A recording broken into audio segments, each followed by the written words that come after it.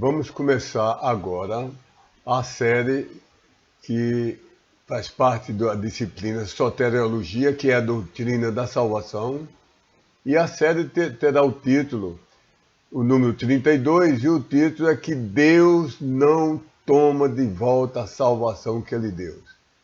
Deus não remove a salvação que Ele deu. Deus não toma de volta. Mas antes de entrarmos nessa doutrina, propriamente dita, aliás, nesta sessão, nessa série nós vamos examinar cerca de 104 versículos que os odiadores da doutrina da Bíblia, uma vez salvo, sempre tentam nos ofender, nos confundir com esses 104 versículos. Analisei esse versículo durante muitos anos e dividi em 17 categorias. Mas antes de entrar nessas categorias propriamente ditas, eu quero ver duas chaves, porque ninguém vai memorizar a resposta para 104 objeções. Então vamos ver duas chaves que servem para todos esses 104 versículos, as objeções que tentam fazer para a segurança da salvação, para a preservação da salvação, preservação por Deus, o Deus que preserva e nunca falha. Essas duas chaves nós vamos ver. A primeira é a seguinte: o crente da dispensação das igrejas tem 100 versos, na ordem de 100 versos explícitos, ensinando, e eu contei somente entre Romanos e Filemão, 100 versos explícitos ensinando que creu sempre salvo. Isso é, se a condição creu for satisfeita, inevitavelmente, infalivelmente, imperdivelmente, virá a consequência sempre salvo. Então, a condição é crer e a consequência inevitável e infalível é que Deus vai preservar a sua salvação eternamente, mesmo que nós sejamos fracos. E o título dessa lição de hoje, desse estudo, é: tem você também algum verso contrário, explícito? Então o desafio que você pode lançar nessas 104 objeções é: eu posso lhe mostrar 100 versículos que explicitamente, usando as palavras que estão no dicionário, as palavras em português, nós encontramos que crer equivale à salvação eterna. Agora, o desafio é: mostre você um versículo onde um crente é declarado salvo, é dito que ele creu, e é dito que ele recebeu a salvação eterna, e é dito explicitamente que ele perdeu a salvação. Ninguém nunca conseguirá, entre Gênesis e Apocalipse, dando 1000 anos, encontrar nem a sombra da sombra de um versículo desse, porque então, se houvesse, Deus estaria se contradizendo. Então, a conversa poderia ser assim quando viessem lhe agredir. A conversa poderia ser assim: por favor, refreie sua ira e sua agressão. Eu de cor posso citar, e vou citar agora, uns 14 versos. E olhando na Bíblia, poderia citar uns 100 versos, onde, referindo-se a toda pessoa que de todo o coração creu de modo bíblico no Cristo, tal como está retratado na Bíblia, não no Cristo das falsas religiões, não no Cristo da imaginação, mas no Cristo da Bíblia. Então tem 14, eu vou citar 14 versos, onde o próprio Deus fez e escreveu. O autor da Bíblia é Deus, usou homens para escrever, mas cada palavra da Bíblia é literalmente palavra de Deus, somente de Deus, desde o início até a eternidade. Então, ele diz explicitamente que do lado da condição única, Deus fez que fosse escritas palavras como crer, escritas literalmente: crer, receber Jesus como Salvador, receber como Senhor, receber Jesus como Deus. E explicitamente, do lado do resultado infalível, da consequência inquebrável, infalível, Deus fez escrever explicitamente as exatas palavras: vida eterna, vida que dura para sempre, não entrará em condenação. Então vou citar alguns, vou ler aqui na Bíblia, vou ler aqui embaixo na Bíblia. João 5,24, Deus fez escrever, todo aquele que nele crê tem a vida que dura para sempre. Poderia ser mais simples e mais claro do que isso. Ele está dizendo todo, então todo homem que nele crê. Então essa é a condição. Qual é a consequência? Tem a vida. Que tipo de vida? A vida que dura para sempre. João 3,18, quem nele crê não é condenado. Pode ser mais simples e mais curto e mais direto do que isso. Condição, crê. Consequência, não é condenado. João 10,28.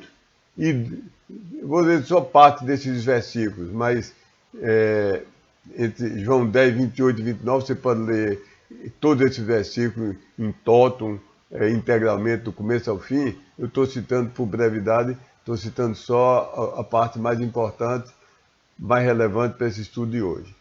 João 10, 28 e 29, nós temos. E dou-lhes a vida eterna, e nunca hão de perecer, e ninguém as arrebatará da minha mão. Meu Pai que mais deu é maior do que todos, e ninguém, isso inclui todo ser criado. Eu sou um ser criado, você é um ser criado. Ninguém pode arrebatá-las da mão do meu Pai. Romanos 8, 28 a 30, 29 diz, porque referindo aos homens, aos homens a quem ele já pré-conheceu, também já os predeterminou quanto fronteiras. Ora, você já tem um lote eterno demarcado, a mansão eterna preparada, a escritura de posse eterna já está lavrada, assinada por Deus. Deus agora já está vendo você e o seu filme de todos os dias da eternidade futura. Deus está vendo agora você efetivamente morando lá na eternidade futura. Mas, lendo de novo o versículo, sem esse comentário. 29. Porque aos homens a quem ele já pré-conheceu, também já os predeterminou quanto fronteiras, para serem conformados à apresentação físico-corporal do seu Filho, a fim de ser este o primeiro nascido entre muitos irmãos. Verso 30. E aos homens a quem ele já predeterminou quanto fronteiras, a esse também já chamou. E aos que já chamou, a esse também já declarou justos. E aos que já declarou justos, a esses também já glorificou. Deus me salvou no ano de 1974. Aos olhos de Deus, que ele está vendo, para Deus não há tempo. Ele está vendo a eternidade futura, os milênios futuros, os bilhões, os trilhões, os 4 trilhões de anos. Ele está vendo como se fosse agora. E Deus está vendo que lá eu já estou declarado justo, já estou glorificado. Romanos 8, 35 e 38 e 39. Quem nos separará do amor de Cristo? Saltando para o verso 38. Nem a morte, nem a vida, nem os anjos, nem os principados, nem as potestades, nem o presente, nem o porvir, nem a altura, nem a profundidade, nem nenhuma outra criatura nos poderá separar do amor de Deus que está em Cristo Jesus, nosso Senhor. Se foi criado, não pode lhe separar de Deus. O anjo não pode lhe separar de Deus. Satanás não pode lhe separar de Deus. A humanidade toda não pode lhe separar de Deus.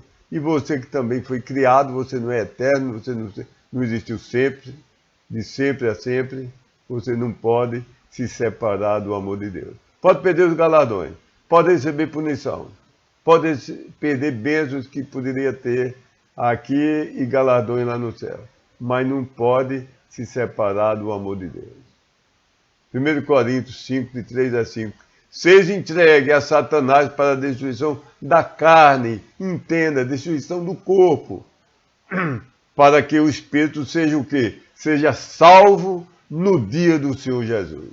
Efésios 4:30. E não entristeçais o Espírito Santo de Deus, no qual estáis selados para o dia da redenção.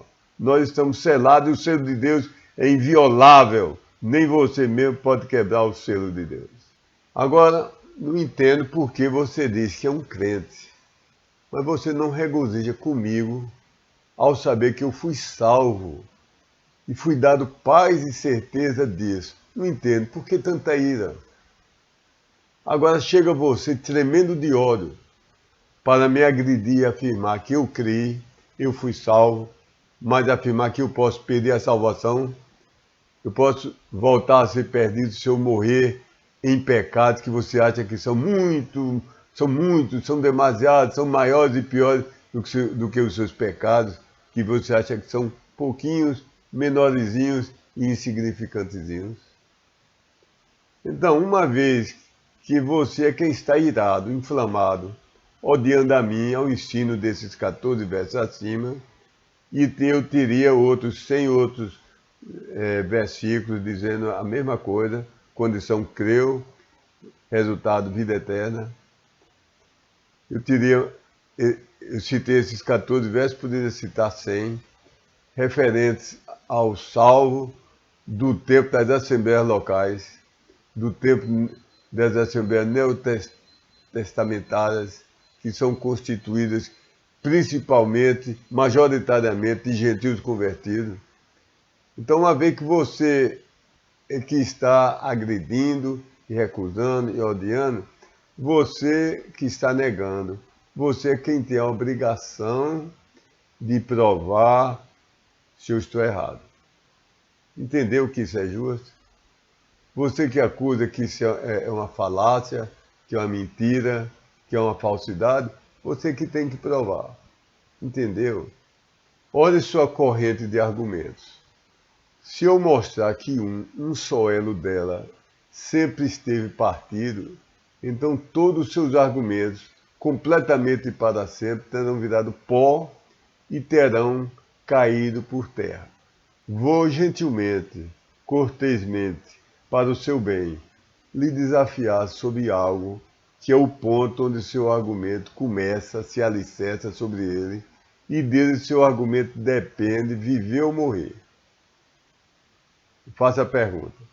Pode você me mostrar um só verso, basta um, onde Deus fez escrever na Bíblia, explicitamente, palavras exatas como creu, foi salvo do inferno para ser destinado ao céu. E depois, no mesmo versículo, no mesmo contexto, você pode me mostrar frases como perdeu a salvação eterna que tinha, voltou a ser destinado para a condenação eterna do lago de fogo. Por favor, vou esperar uns 5 minutos para você tentar me mostrar isso na sua vida. Um verso onde mostra um salvo da dispensação das igrejas, declarado um crente, um salvo, e depois declarado que perdeu a salvação. Note, o resumo da minha afirmativa é a de que há uma multidão de versos, onde aos verdadeiros crentes das igrejas locais, majoritariamente constituídas de gentios convertidos, e isso é o que eu sou e você é. Daí meu foco nisso. Eu não vou focalizar como foi a salvação no período do dilúvio, como foi a salvação na dispensação das promessas, como foi a salvação dos judeus liderados por Moisés, porque eu não sou judeu, nem estou no dilúvio, na arca. Então estou interessado na dispensação em que nós estamos agora. Continuando, mostra um versículo onde Deus fez escrever explicitamente, com palavras claras, que salvo dessa dispensação das igrejas, voltaram a ser perdidos. Portanto, para me provar, você tem que apresentar versos que a tais crentes da dispensação das igrejas, Deus fez escrever a exata negação do que eu afirmei. E o fez explicitamente, afirmando com todas as palavras que tais já salvos iriam perder suas salvações eternas. Entendeu, amigo? É uma questão simples e pura de lógica. Eu afirmei que crer na Bíblia está implicando, inevitavelmente, salvação eterna que nunca é perdida. Você, para dizer que essa implicação é falsa, Eu lhe mostrei 14 versículos, poderia mostrar 100 só entre Romano e Filemão. Agora você procure um entre Romano e Filemão, ou qualquer versículo destinado, falando, referente a um crente da dispensação das igrejas, usando a palavra creu, foi salvo, e como resultado, dizendo que não perseverou, perdeu a salvação e vai para o inferno. Vou esperar. Nada, amigo. Não conseguiu achar nenhum verso assim, não é? Ninguém nunca conseguiu. Amigo, eu peço com amor a sua alma. Não se ofenda. Convido com amor. Deus, de amor de Deus e amor a você. Não quer você se humilhar, se arrepender. Não importa que você é um pastor, que você é um professor de seminário, se tem doutorado. Você não quer se humilhar e se arrepender e pedir perdão a Deus por nunca ter crido nos 14 versos que eu lhe mostrei e nos 100 que eu poderia lhe mostrar. Não quer você depositar sua fé em Cristo agora mesmo. Como depositar a fé? Crendo nesses 14 versículos que você não crê. Ou não creu. Comece a crer nesses versículos. Crê na existência de Cristo, até o diabo crê, porque não é burro. Existência é uma coisa, mas crer cada palavra dele como absoluta verdade é diferente. Então, não achou, não quer depositar sua fé em Cristo e crer nesses versículos, e crer em Cristo como seu Salvador pessoal. Então, não se ofenda, mas me permita falar, tendo eu amor à sua alma. Você ainda é um homem natural, que não compreende as coisas do Espírito de Deus, porque lhe parece loucura, e não pode entendê-las, porque elas se discernem espiritualmente. Só pode ser compreendida por quem já é um salvo.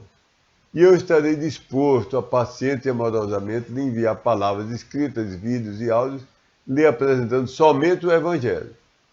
Não sou psicólogo, não é aqui não divã de psicologia, não quero saber detalhes de sua vida, mas quero apresentar o Evangelho. Sim, somente o Evangelho.